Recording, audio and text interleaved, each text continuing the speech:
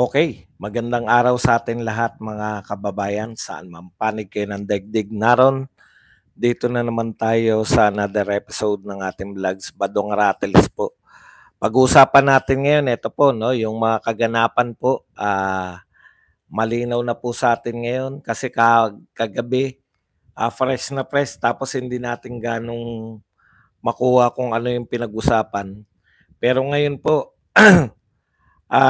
sa pamamagitan rin po ng may transcript na, inakusahan po ni dating Executive Secretary at tumatay yung isa sa mga tumayong abogado ni Pangulong Duterte sa pre-trial na ang ICC at ang pamahalaan ni Bongbong Marcos ay nagsabwatan upang kidnapin si Pangulong Duterte mula rito sa paliparan ng Pilipinas papunta ng the Netherlands, no? Okay, very shocking po 'yan kasi naririnig ng buong mundo yung mga akusasyon na to. Pag-uusapan natin 'yan. Pag-uusapan din po natin yung mga pahayag ni VP Sara tungkol po sa sinabi ng kanyang ama, yung pag-aalala kay VP Sara naman kasi kabilin-bilinan ni Tatay Digong kay VP Sara na sana bumalik na siya kagad sa Pilipinas, wag siyang umalis sa Pilipinas, pero hindi naman po sa katigasan ng ulo ni VP Sara.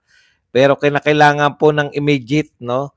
Sa mga anak po, si VP Sara lang po yung abogado, kaya mas sa palagay ni VP Sara ay mayroon pong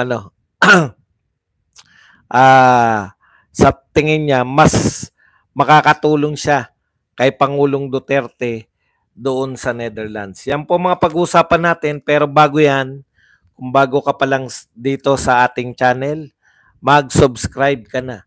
Dahil ito lang ang tayong channel na may kinikilingan, may pinapanigan, una sa balita, huli sa impormasyon, kaya ano pang hinihintay nyo? Pindot na, okay. Alam niyo po, sa totoo lang, luging-lugi tayo, lalo na po si Tatay Digong na ang akusasyon po ay lumaban sa war on drug. Siya po namuno sa war on drugs. Dito po sa Pilipinas at sa mga bansang ang problema ay droga, si Pangulong Duterte po ay isang napakahusay na tao. Napakagaling na patahimik niya yung Pilipinas. Teka pala muna, no? Binabati ko pala tayong lahat. Lumabas po sa survey, overwhelming.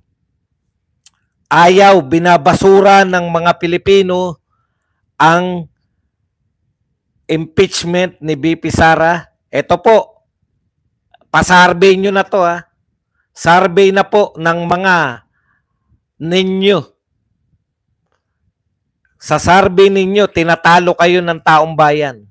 45% po ang naniniwala o binabasura ang impeachment ni VP Sara. 26% lang po ang naniniwala na dapat ituloy ang impeachment. Lahat po ng survey ngayon, dudurugin na kayo. Umaangal na ang mga senatoriables ni Marcos. Yan po, tama po yan. No? Pag pumunta po sa lugar nyo, isigaw nyo lang Duterte para matauhan sila na yung mga survey na ginagawa nyo, yung mga survey nyo, niloloko nyo yung mga tao. Paano nyong sasabihin na kayo mga nangunguna sa survey? Wala na naniniwala sa inyo. Tapos sa survey, kayo lahat ang pasok. Ipakita nyo po, pag may nagpunta riyan sa inyo, sigawan nyo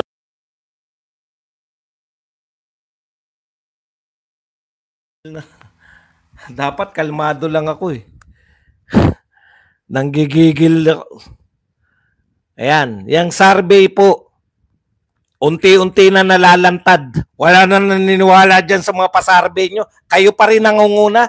Ngayon kayo magpa-survey. Matapos yung ginawa ninyo kay Pangulong Duterte, ngayon kayo magpa-survey. Ewan ko lang kung paano nyo padudugain yung survey nyo.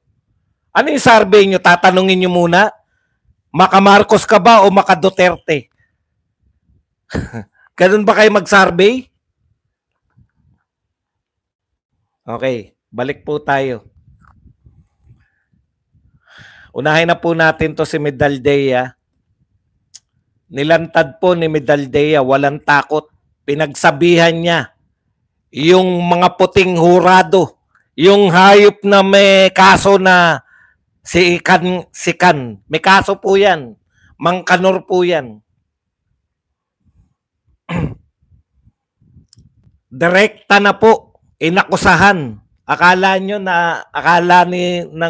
gobyerno natin akala ng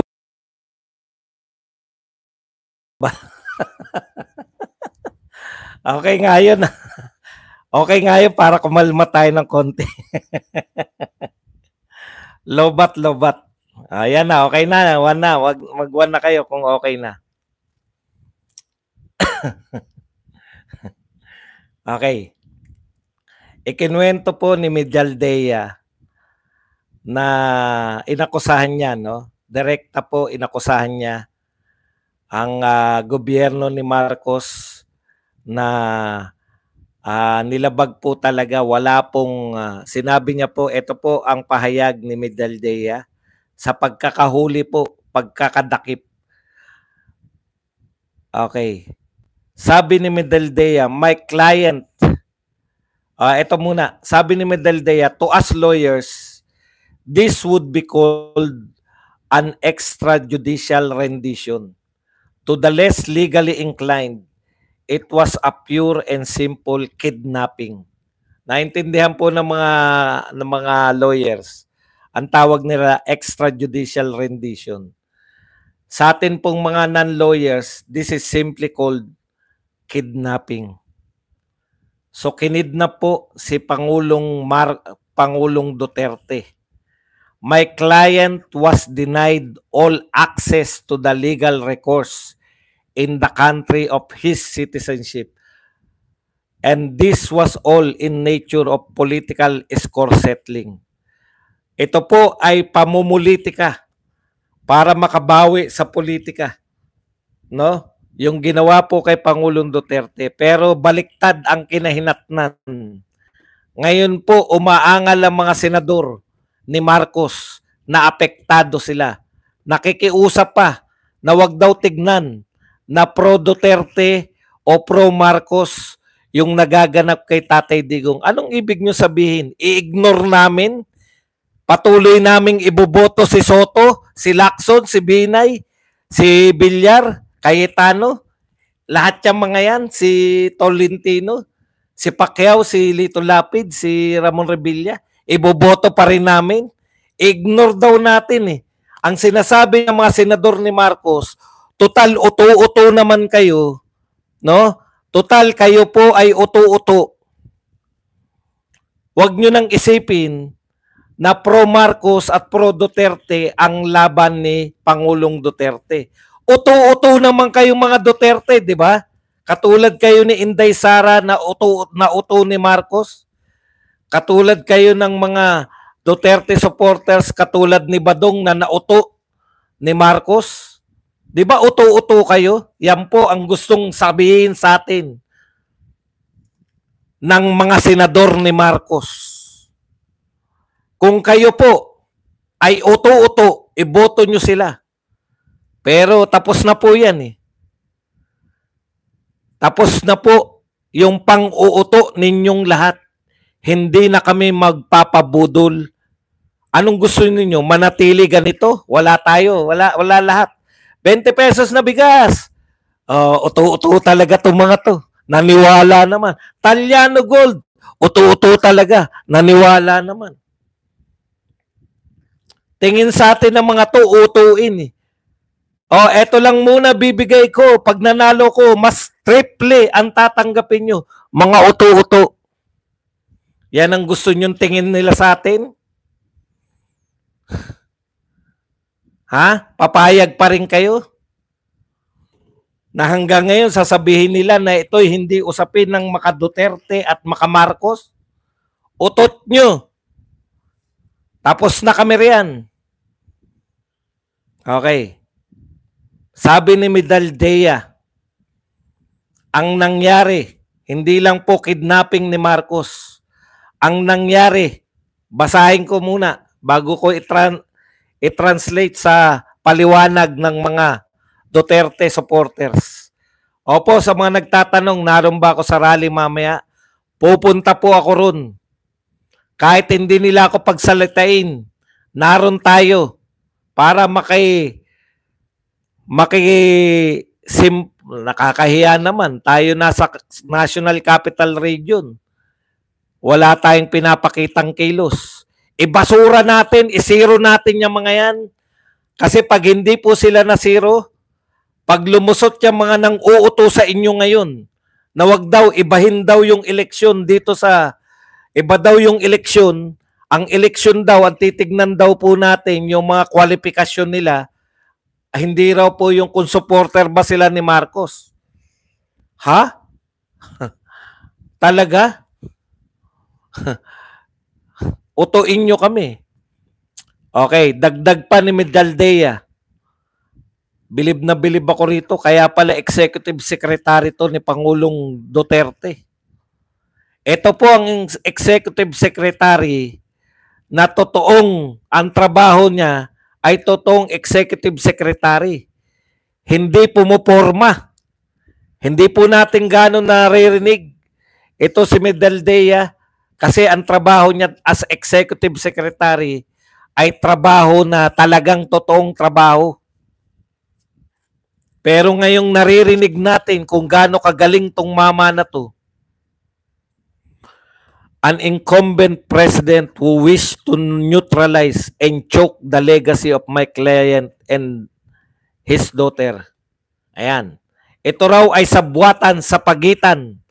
Ang kidnapping ni Duterte ay sabwatan sa pagitan ng presidente ng Pilipinas na ang pangarap ay ma-neutralize at sakalin, mawala, mabura ang legacy ng aking kliyente na si Pangulong Duterte at ang kanyang anak na si BP Sara, and a troubled legal institution subject to delegitimization and desperate for a price cut and a legal show today on the other hand.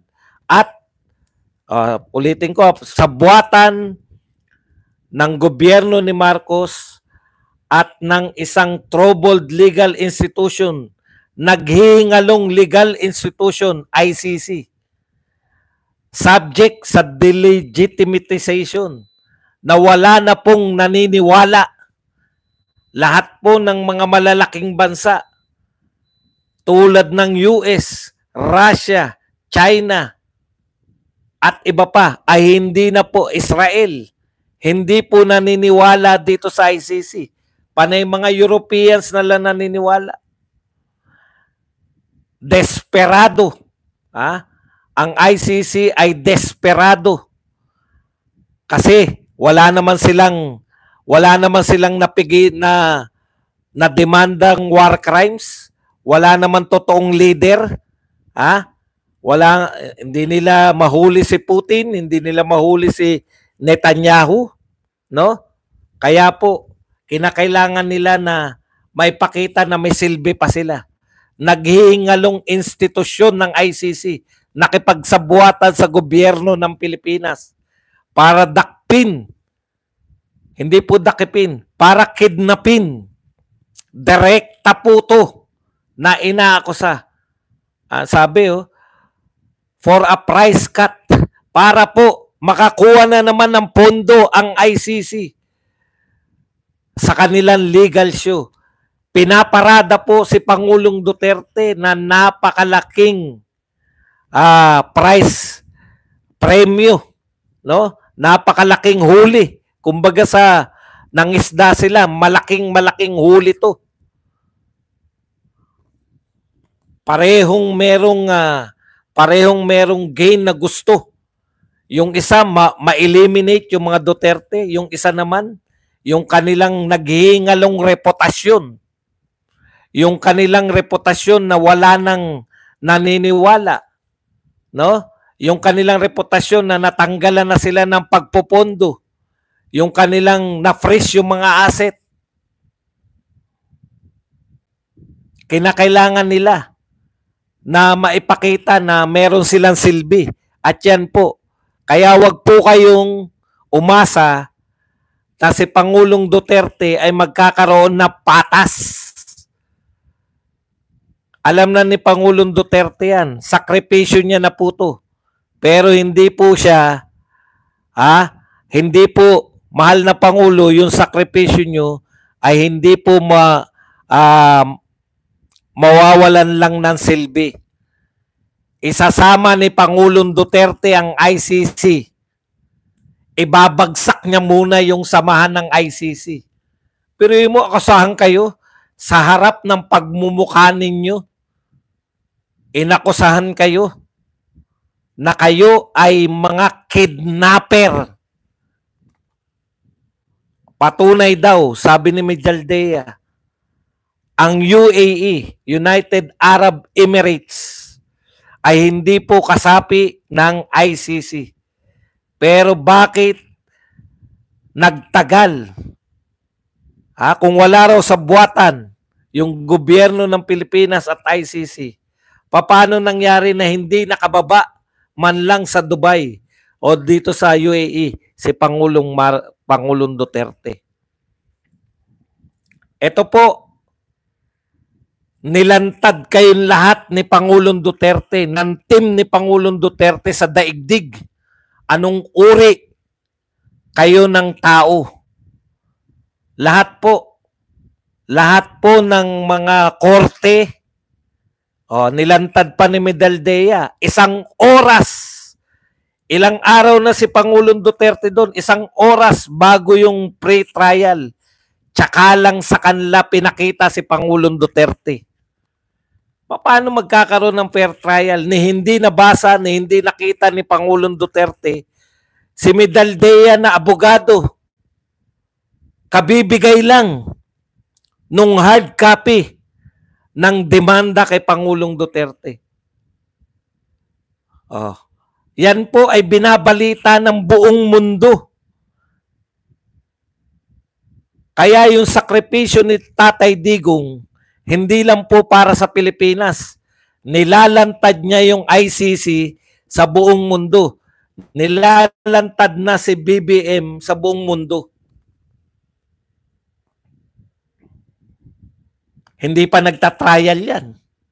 Wala pa pong nagaganap na trial. Sinong ano nyo riyan? Yung mga pare? Yung paring addict daw siya? Yung mga dinala ninyo doon? Okay. Alam po ninyo,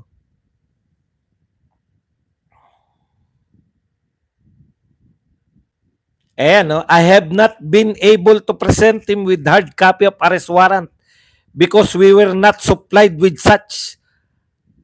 I have not even been able to explain to him the prosecution requested when seeking the issuance of the arrest warrant. So wala po silang hard copy.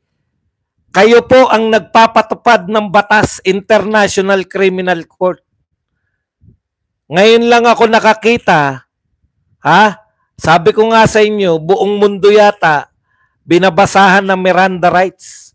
Ngayon lang ako nakakita na napakalaking kaso, ayaw ninyong iharap sa kanyang abogado.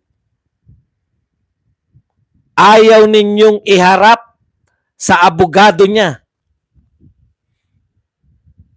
Doon pa lang, yari na kayo sa mga tunay na human rights. Sa bagay, ang human rights naman, ang mga samahan naman ng human rights lang yan, netong mga taga-Netherlands, netong mga Europeans.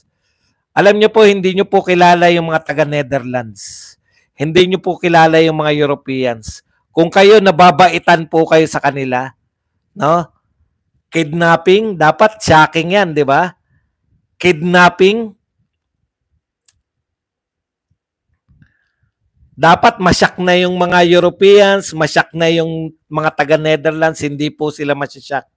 Alam nyo kung bakit? Ang history ng Netherlands, ay yung imperyo, yung Dutch Empire, sila po yan eh. Baka hindi nyo po alam. Yung Dutch Empire po, sanay po sa kidnapping. Naintindihan nyo? Mga kidnapper po yan. Yung imperyo nila, 850,000 ang kinuha nila, kinidnap nila sa Africa. Binenta nila bilang mga alipin. Yan po ang taga-supply ng alipin, yan Dutch Empire. Sabihin nyo, anong mga sinakop niyan? Sige nga ba dong? Oo, konti lang yung nasakop nila. Dahil kumita sila, yung imperyo na yan, kumita yan sa pagbebenta ng tao bilang alipin. Naintindihan nyo? Yan ang history niyan.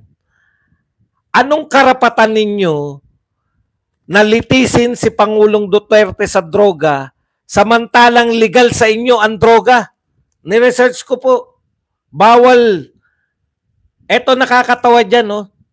Tinatanong ko rito, legal ba sa Netherlands ang droga? Ang sabi rito, yung possession ng droga, illegal. Pero pag ikaw ay gumamit ng droga, hindi illegal. Kaya dapat gamitin mo. Huwag mong ibiyahe, huwag mong anak ng pupa. Paano nyo i-judge yung presidente na lumaban sa droga, samantalang sa inyo, legal ang droga? Putang. Ha? Lilitisin nyo ang kaso ni Tatay Digong. Samantalang kayo, legal sa inyo ang droga. Baka nga tumira pa yung mga yan eh. Bago sila para makalma. Pampakalma po nila yung droga eh.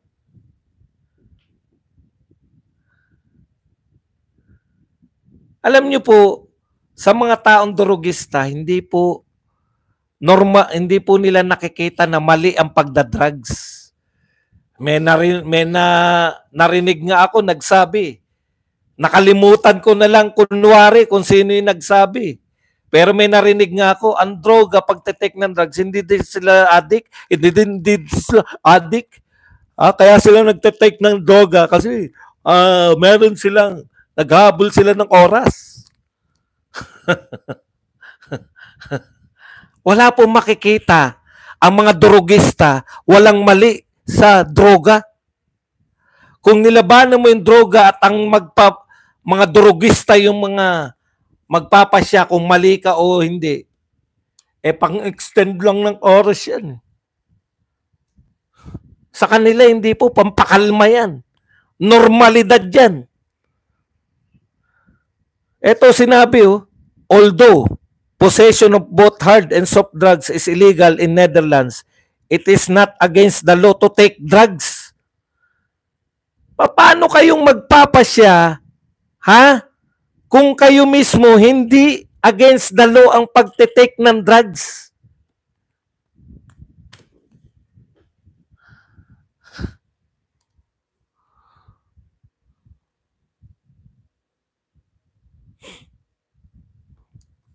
Okay. Kaya, una, kidnapping. Hindi po nila tinitignan niya na masama.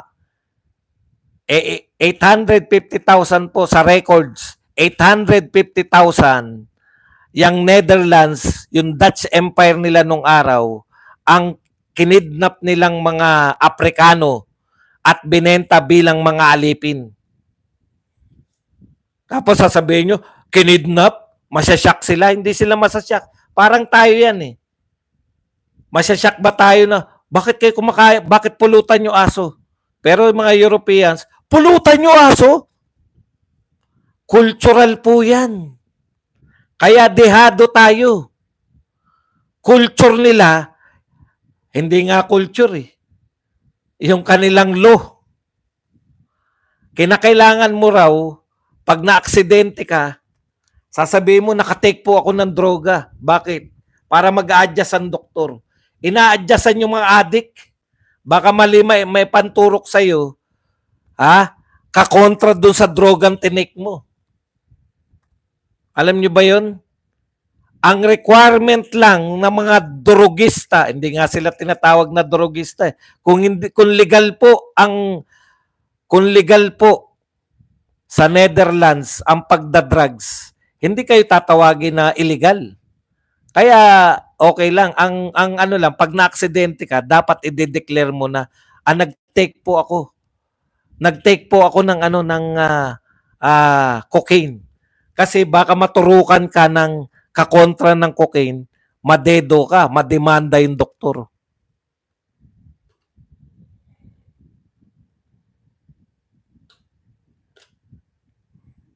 Anong buti natin diyan sa mga ewan ko. Binigyan peace prize yung fake news peddler na si Maria Ressa. Ilan nga po? Ilan nga po ba yung namatay sa war on drugs ayon kay Maria Ressa? 30,000. Nung binasa po ng puting judge na nakabili ng wig sa Divisoria, ilan lang po ang kaso ni Tatay Digong? 43. 19 nung siya ay mayor, 24 nung siya ay pangulo. Asan yung 30,000? Crimes against humanity yan. Mas marami pa namatay nung bumaha sa kapabayaanan ng gobyerno. Nagpatayo ng mga flood control na nabangga. 50,000 flood control nabangga ng barko, isang barko sinagasahan. Crime against humanity. Uta, kahit na anong kwenta ko diyan. Bernadette Lomaker, thank you very much sa $10. ICC yan ang pinagkakabalan nyo. Libo-libo na mamatay sa gera, kaya kayo ginawa para litisin yung mga war crimes. War crimes ba yan? Kasi mali ka, Tatay Digong. Tinawag mo kasing war on drugs. Kaya akala nila war crimes na.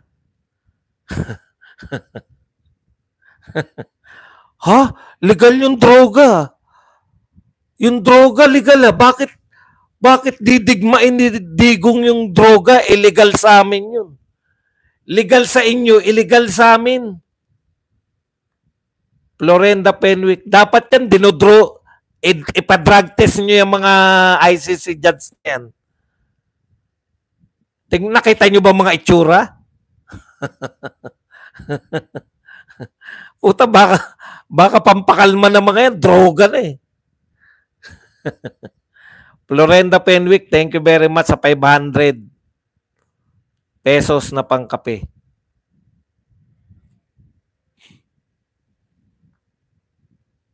Baka ipa-hair follicle, wig pala sa Divisoria. Bakit ayan ito sasabihan na naman ako, bakit katawa ng tawa pa? Badong, alam naman na nga, ito po ang bilin sa atin ni Tatay Digong. Ayon po kay BP Sara, ang sabi ni Tatay Digong, relax. Relax lang tayo. Baka mauna pa tayo kay Tatay Digong na, alam nyo na, relax. Pagtawanan lang natin sila. Pinapakita ko pa sa inyo, lugi. Paano war on drugs lilitisin ng mga tao na legal ang pagtitake ng drugs sa kanila?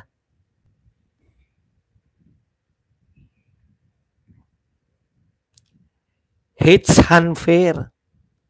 Unfair po sa atin. Okay. Pero ang kagandahan lang yan, na-expose po sila sa mundo. Na-expose po. no? Na-expose po sila kung ano tong ICC na to. Marami po dapat nagwawala na ngayon. Kinidnap pala si Duterte ni hindi nabigyan ng mga legal rights. Kita nyo si Tatay Digong, pinakita ko kahapon sa mga hindi. Ayan po. Ito po mula po sa, hindi po ako sigurado kung ito bang abogado na to ay badingdong o tunay na babae. So, yan po yung yan po yung sinasabi natin na napakatalino po talaga ni Tatay Digong. Ayun po, inaano na siya, kinikidnap na siya. Kidnapping po yan, paulit-ulit po dyan si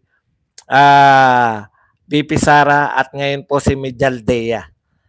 Sinisigaw po nila sa buong mundo na kinidnap si Tatay Digong ng ICC sa pakikipagtulungan ng BBM administration.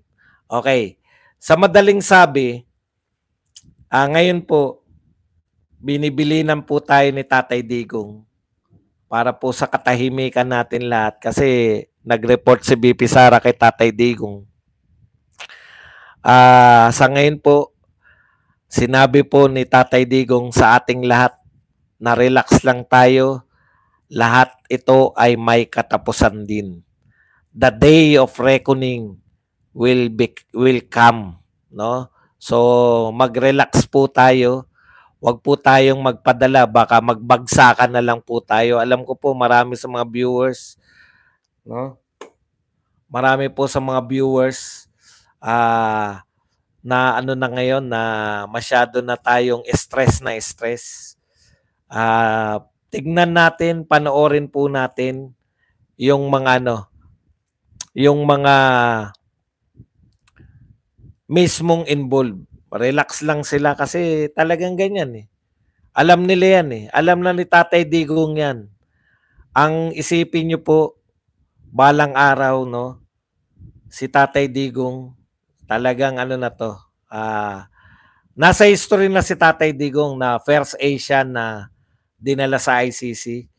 Pwede rin siyang malagay sa history na siya yung akusado na nagpabagsak sa ICC. Pag bumagsak po yung ICC dahil po sa trial na to. Mukhang sa tingin ko po, kakayanin po ng mga hura ng ating mga abogado ng kinuha nila BP Sara para kay Tatay Digong. Kakayanin yung mga bintang na 43. Paano ako kahit tayo no? Paano mo tatawagin yung 43 na crime against humanity? Hindi po ba? Crime against humanity daw ang kaso ni Tatay Digong. Ang dami po ng tao sa Pilipinas. Ilang porsyento po yung 43? 43 katao. Ilang porsyento po yan ng 120 million? Kung magkukwenta po ko sila, ako kung, di ba kung kahit hindi po ako abogado, hindi po lahat, ganito po kasi, no? Hindi po lahat ng pangkaraniwang krimen pwede pong litisin ng ICC. Kumbaga dito sa atin, pang regional trial court lang, di ba? Dapat po ba international criminal court pa ang lulutas ng 43 katao? Murder ng 43 katao. International Criminal Court pa ang lulutas. Kaya po,